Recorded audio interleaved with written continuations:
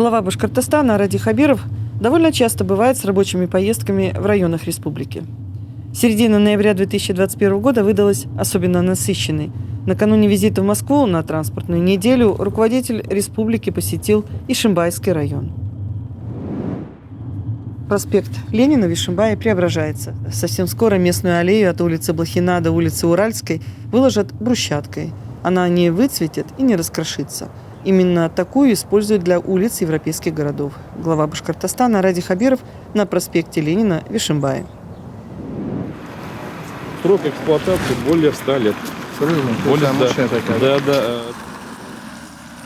Вот такая плитка есть в разных городах России, поэтому долго выбрали именно данную плитку. Полностью асфальтовое покрытие на всем протяжении проспекта Ленина, начиная от Чкалова. Расширили, что ли, да? Да, Райфович, минимум на 2 метра, местами до 2,5 метров расширили. Бордюры, Райфович, по вашему поручению гранитные, тоже с самого начала до конца. Здесь отработали со всеми возможными поставщиками. Вот этот подрядчик своевременно поставил. А это вот училище-то что у нас? Передали мы его, нет? 21 училище пока на балансе Министерства образования республики. Это же бывшее 21 училище. Мы посчитали, потратили внебюджетные деньги. Значит, там дилемма простая. Либо сносим, если сносим, это порядка сколько? 100? Если сносить, новые строить 210 миллионов. Это на начало 2020 года. А если оставить? Если реконструировать, 160 миллионов. А это не объект культурного наследия? Нет. Не перечень. Ни культурного, ни исторического. Пока здание в аварийном состоянии, пока в таком состоянии.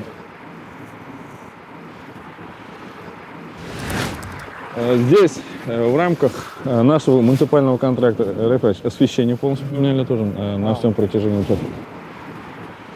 Свои светильники? Ишимбайские светильники, да, полностью. Райфович, мы меняли деревья, саженцы, крупномеры, 170 штук. Значит, липа, черемуха, там плодовые деревья, рябина. Вот такие саженцы. Специально, вот они сами, поставщики сами приехали, сами посадили. А где брали? В Уфе. В Уфе, да? В Уфе, да. А скамейки здесь будут стоять? Будут.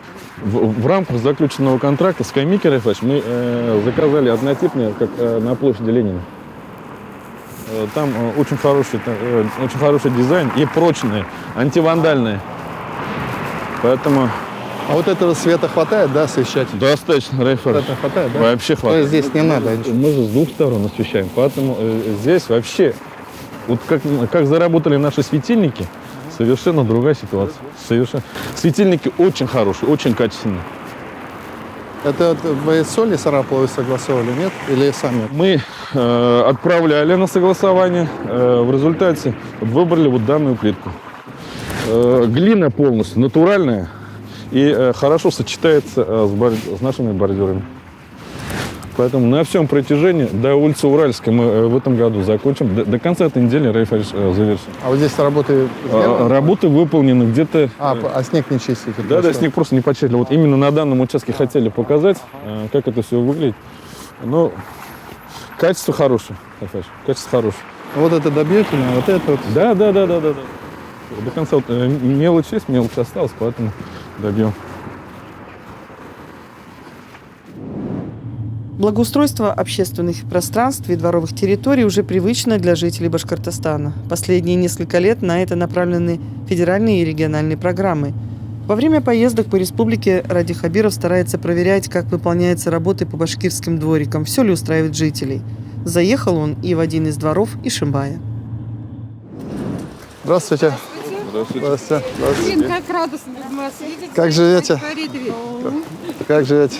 Даже не думали, что вы на самом деле заедете. Нет, я хотел посмотреть. Двор сделали нормально? Есть какие-то? Нормально, да? Очень, да. А что здесь было раньше? Здесь пустырь был? Пустырь был, да? Ничего не было. Получается, на сколько домов? На один, раз, два, на 5 домов. Да. А там еще спортивная часть получается. Еще спортивный, еще вот здесь за углом еще маленькая детская площадка. Со стороны бульвара, Ильич. Это вот это все сделано. Наш самый большой Ради двор, Фаритович, мы, знаете... А это что за дома? Это вот чьи дома строили? А это давно. А СДМ строил, да? Это, наверное, когда мы с вами работали на СТМ, и вот Владимир, за счет Владимира Ивановича построили полгорода. И вы его помните? Савельева. А, конечно, помню. Директора, что ли? Да, Конечно, конечно. Мы же на собеседование ходили к нему. Построилась за счет вот в то время. Меня тут долго тоже не было. Я вот приехала, 5-й год живу. Вы знаете, как преобразился город за это время, вот за 5 лет. Мы когда приехали, мы хотели сесть в машину и уехать назад. Тут такая была разруха. Кругом ямы, колдобины, нигде не пройти, не проехать. Сейчас, вы знаете, у нас вообще город, ну, прямо стал вообще прямо по сравнению. Я сейчас вот Ленина посмотрел, вроде более-менее прилично стало. Да. На следующий год я сказал, всю Губкина так протянем, вот прямо от какой-то улицы? Ленина у нас прямо как Арбат. От Мира до Горького всю Губкина протянем, точно так же Я сделал. еще договорю И свою площадь, речь. и Вы площадь знаете, я надо сделать. про Владимира Ивановича хотела сказать. Он уже умер, когда мы приехали. Его и так и похоронили. И, в принципе-то, он ничего и не заработал здесь, в этом городе. И я еще приехала, когда Работяева просила, ну, давайте хоть в городе улицу назовем. Он же столько лет работал Да, на этом хорошая заводе. идея. И он вроде бы мне обещал, и уже вот это до глава пандемии слушает. было. Там, наверное, есть документы. А сейчас же вот называть только нельзя переименовывать, потому что людям неудобство. Сейчас новые, где-то стройка идет, вот новые появляются, да, чтобы не менять адреса, Ну, я не какую-то знаю, улицу. почему раньше хотя бы не назвали улицу, Ну, он же потихонечку заработал. назовем, потому что следующий же год еще юбилей первой башкирской нефти, 90 лет. У нас и За наш набережная, вот этот и двор, город, да. и Нет. вообще все. А набережная получше стала? Вообще Конечно. они радуются, что такой красивый У нас стал такой двор сделали большой. У нас, знаете, Потому у что нас у нас 5 целый домов садик охвачено. здесь. Вот, значит, 5 домов, и у нас детей. получается как один двор, но они разделены на 3 части. Вот они, видите, между ними дорожки. У нас 220, сколько? А вот 5? это мусор, да, я так понимаю, мусорная. Вот это. Контейнерная площадка. А в подъездах-то у вас как, порядок, нет? В подъезде у Вот нас. В подъезд нашем бы доме вот 35 мы пробили. нам бы вот 9-этажный вот этот дом сделать бы подъезды, потому что мы окна сами все вставили. Вот Сами поменяли, да? пластик в окна сами Коридоры, жители ставили. Вот только ремонт остался нам. Мы думали, что это. Будущему ремонту. 35. А здесь уже сделан ремонт, да? Нет, Нет ремонта. Здесь 35. Ну, мы на следующий год деньги сейчас принимаем решение. На подъезды мы выделим деньги, а глава пусть определяется. Мы с каких начинаем? Мы выбираем самые убитые подъезды. Вот с них и дворы тоже самые убитые выбираем. У вас, я так понимаю, убитый был двор, да? Да. Освещение есть? Есть освещение. Рафаэль, вот субподрядчик Рафаэль Беназаров, наш ишимбайский, это он делал субподрядчик. Ну, гарантийный, по гарантийке все там смотришь. Все, да. Он и ФКГ сделает, Рафаэль. Вот так. Хорошо. Я живу в общежитии, у нас под снос попал в 2012 году. А когда нам это строить там? Мы же включили программу, поэтому сейчас все документы в Уфе, Министерство строительства. Как только там с Москвы отработает, в порядке живого очереди. Ну, когда примерно собираетесь? Ну, все зависит от позиции федералов. 23-й год стоит, А да? можно я тоже вот по теме вопрос задам? Здравствуйте. Здравствуйте. Я хотела спросить, вот программа переселения до какого года будет она работать? Вот 81 квартал, там мир, советский, они же тоже программу переселения. Вот мы хотели узнать. Сейчас же продлили ее. Продлили? Продлили, да. Так что я бы... Да, продлили. Мы сейчас еще, вот уже в этом году, мы чуть пошустрее поработали, нам в этом году что-то около 400 миллионов дополнительно дали. Поэтому просто потерпеть надо будет. Ну, теперь надеемся. Терпеть. Поэтому мы сами увеличили то, что до 2017 года, то включили, мы еще сейчас дополнительно включили. Потерпите потихонечку. Ну, народ надеется. Мен райпотреб зашлаdım. Sistemle reselettak. Ata kızını bulam. Arıza payına kızını bulam. Hiç bilemem değil. Aya bir kaşladık. İzzettiğinde turşlarasız ne? Günden başladım. Jatır kurmadım yanında. Şuna kadar siz yakın kurmasınız bizga. İnsan savaşları bir sözlerine rezervlikler elbet. Şotlanabız. Fakat sizge Allah Teala ihsanını kılmır. Sosyal işlerine nasip olsun. Рената, вы здесь живете, что ли? Здравствуйте. Как здоровье? Улыбайтесь. Берегите себя, будьте здоровы.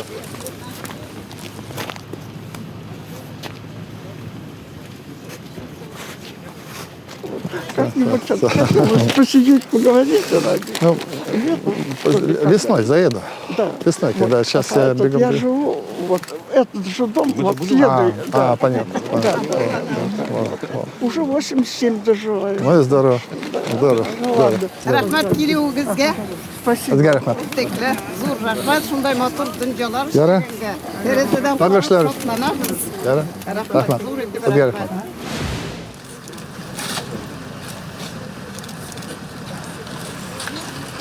Хайд Фарич, не могу не спросить про двор. Как вам? Хороший двор, большой, видите, вот мне нравится как комплексно. Спортивная часть есть, игровая часть, я вижу. Ну, здесь, видите, сейчас не видно, но я так понимаю, что парковки сделали, я не знаю, ну, разметки, освещение. Вот то, что мы хотим, ну, базовые вещи здесь делаются. Вот, мы же решили продолжить. Мы увеличим на следующий год, и, соответственно, будет подольше. Спасибо.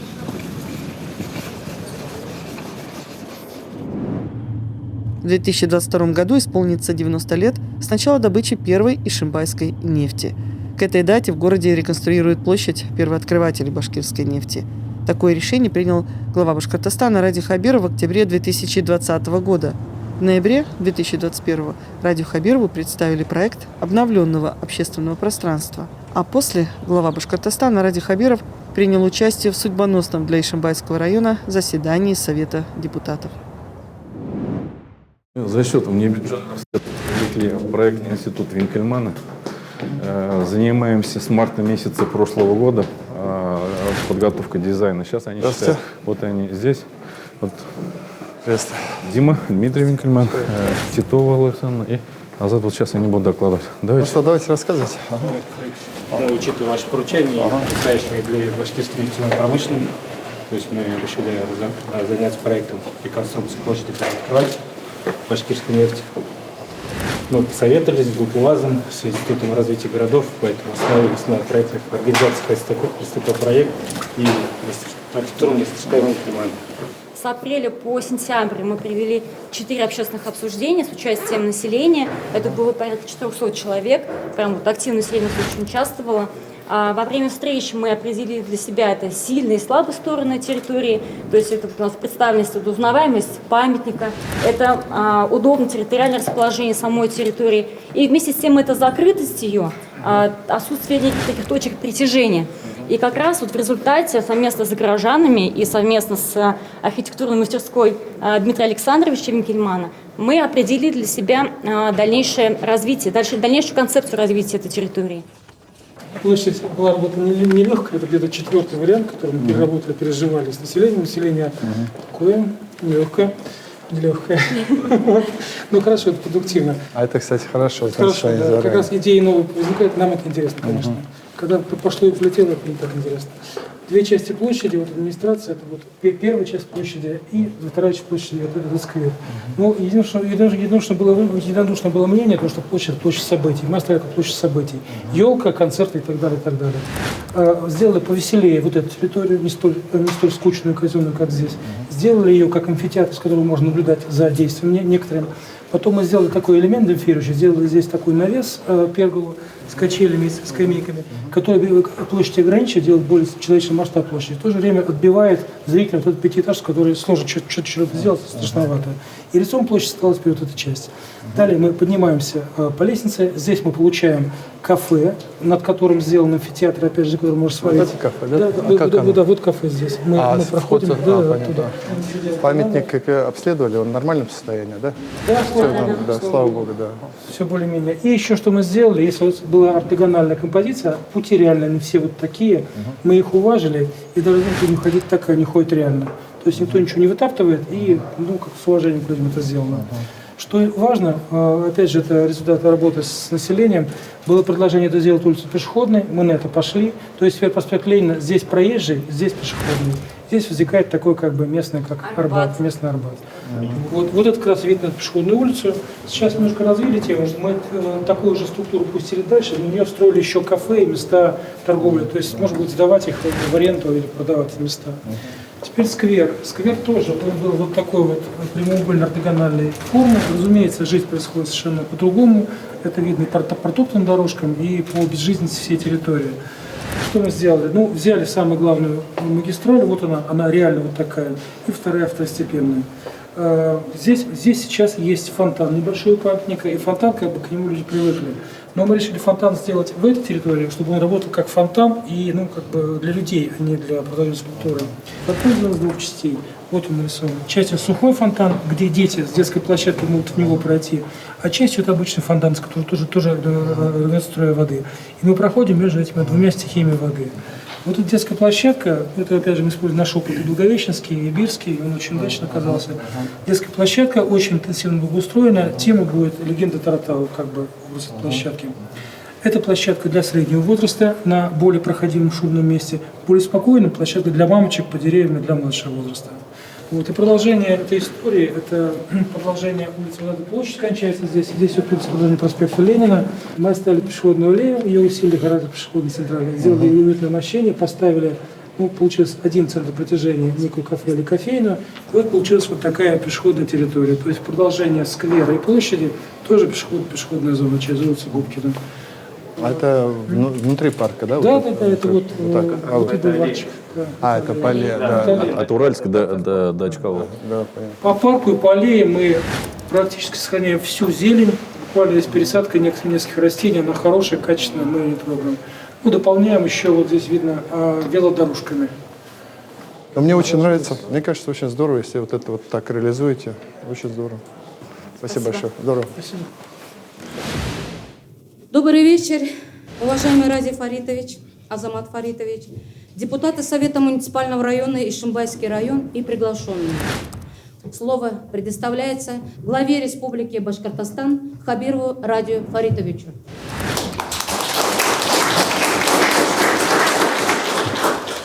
Добрый день, уважаемые члены Совета. Добрый день, уважаемые коллеги. Добрый день, уважаемые земляки. Безусловно, для меня каждый приезд в Ишимбай – это особая история, и я с особым чувством приезжаю. И сегодня тоже встреча с вами для меня – это особая история, потому что Ишимбай – это наша родина. Вы все здесь сидящие мы земляки, и в наших традициях все-таки помнить о своей родной земле, помнить о наших предках. И для меня, откровенно вам скажу, что все связанное с Ишимбаем, конечно, имеет огромное значение. Для меня, помимо того, что безусловно, Ишимбай один из муниципалитетов нашей республики, но здесь, подчеркиваю, имеет особое значение. Но мне кажется, вот мы начали за последние годы такие очень позитивные шаги в развитии Ишимбая. Это экономическое развитие. Ишимбай действительно становится очень красивым, таким уютным, ухоженным городом. Мы постепенно с муниципалитетом, с командой главы расшиваем такие старые болельщики, которые годами не решались. И мне кажется, вот у нас есть возможность, ну, действительно, через какое-то время, чтобы Ишимбай стал одним из самых уютных и самых любимых городов и районов нашей республики. Для этого все есть, для этого есть уникальная природа, история, люди. Вот. Тема сегодняшней нашей встречи, конечно, это вопрос кадровый. Я хотел вам сам объяснить, потому что в свое время, совсем недавно, получается, чуть меньше 3 лет назад, я рекомендовал Совету кандидатуру Азамата Фаритовича на должность главы администрации. Я очень признателен, вы тогда поддержали. Не знаю, как вам ценить, я считаю, что это была очень хорошая кандидатура и очень хороший выбор Совета, потому что, подчеркиваю, город, на мой взгляд, очень интенсивно и хорошо развивался. Я принял решение, что его опыт и мне нужен будет на работе в правительстве Республики Башкортостан. Я вот после встречи с вами, если вы поддержите в других решениях, я подпишу распоряжение о назначении Азамата Фаритовича руководителем аппарата правительства Республики Башкортостан. Это очень ответственная, это очень большая должность, которая требует очень-очень большого напряжения. которые требуют очень большой ответственности, умения работать с документами и просто знания жизни. И знание того, что происходит на территории. Поэтому, уважаемые депутаты, уважаемые члены Совета, я прошу рассмотреть данный вопрос. Уважаемый Азамат Фаридович, я при присутствии всех ваших земляков, ваш член команды, лично хочу поблагодарить вас за вашу работу. Я ее оцениваю очень высоко. Я благодарю вас за вашу, стойкость в самом хорошем смысле. Непростые времена вы здесь проживали в связи с кризисом, который был на Куштау. Поэтому, я думаю, у вас появился определенный опыт. Где-то у всех горячность есть, бывают очень сложные события, но вы очень стойко провели это время, это вызывает уважение. Спасибо, Разиль Фаритович. Спасибо. Спасибо большое, Рафаэль.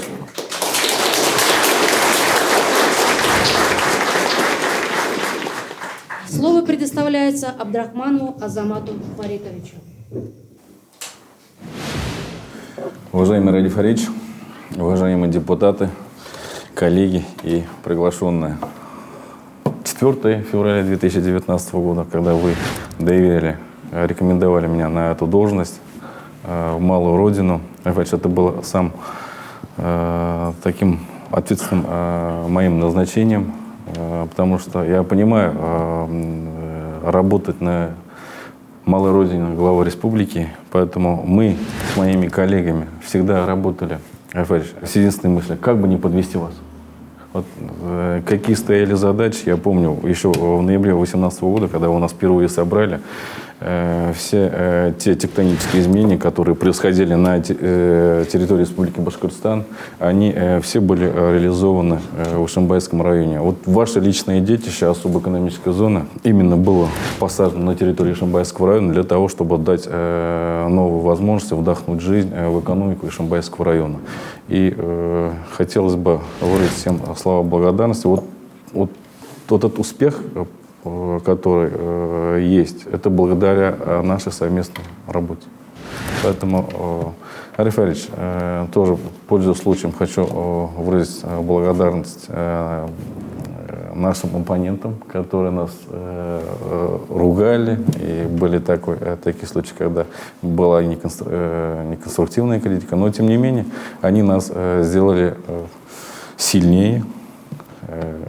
Мы научились работать, научились слушать и слышать людей. Лурахмет, коллеги, Разиль Фаридович, вам еще раз спасибо большое за то, что мы остаемся составной частью вашей большой команды. Спасибо большое. Спасибо, Азамат Фаритович. Нам очень жаль, и в то же время мы за вас очень рады.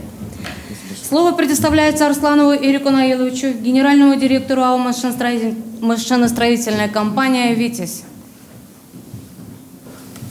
Уважаемый Разиль Фаридович, уважаемый Азамат Фаридович, уважаемые депутаты, уважаемые приглашенные. Когда мы получили эту информацию, я тоже немножко удивился, и у меня появилось двоякое чувство – огорчение и радость. Радость в том плане, что действительно наш глава, который достиг здесь больших успехов по нашему району, городу, который имеет здоровые амбиции, молодость, идет на повышение. Это большая для нас это гордость. Было очень комфортно работать. Это, наверное, подтвердят все руководители предприятий. Пользуясь случаем, от имени коллективов промышленных предприятий должен сказать, Разиль Фаридович, Азамат Фаридович, мы, представители ишимбайских предприятий, хорошо знаем и ценим ваше внимание вопросам развития наших производств и участия в решении сложных вопросов. Вы были во всех предприятиях нашего города, и будучи на площадках наших, в ходе общения с нашими специалистами, руководителями, вы всегда фиксировали для себя те задачи, где можно оказать на уровне на федеральном уровне, республиканском и местном уровне власти. И впоследствии мы чувствовали поддержку и заинтересованный подход на всех уровнях. Хочется пожелать всем нам, Ишимбайскому району Республики Башкортостан, новых успехов, достижений на этом пути. И вам, уважаемый Разиль Фаридович, уважаемый Азамат Фаридович, от имени коллективов промышленных предприятий выразить большую благодарность за неустанную заботу и внимание вопросам развития промышленности республики и города. Желаю вам крепкого здоровья, достижения поставленных целей.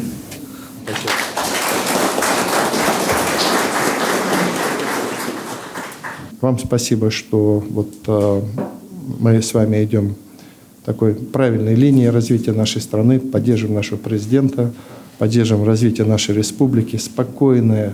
Наша задача простая, чтобы людям жилось чуточку лучше. Вот на этом мы, собственно, и работаем. И я считаю, что у нас что-то получается. С вашей помощью, с вашей поддержкой будет еще легче. Берегите себя, пожалуйста. Очень рад вас всех видеть. Крепкого здоровья. И Ишимбай будет, подчеркиваю, развиваться. Спасибо.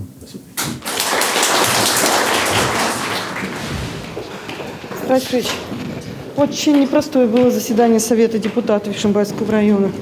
Неожиданное для многих. Да, мы действительно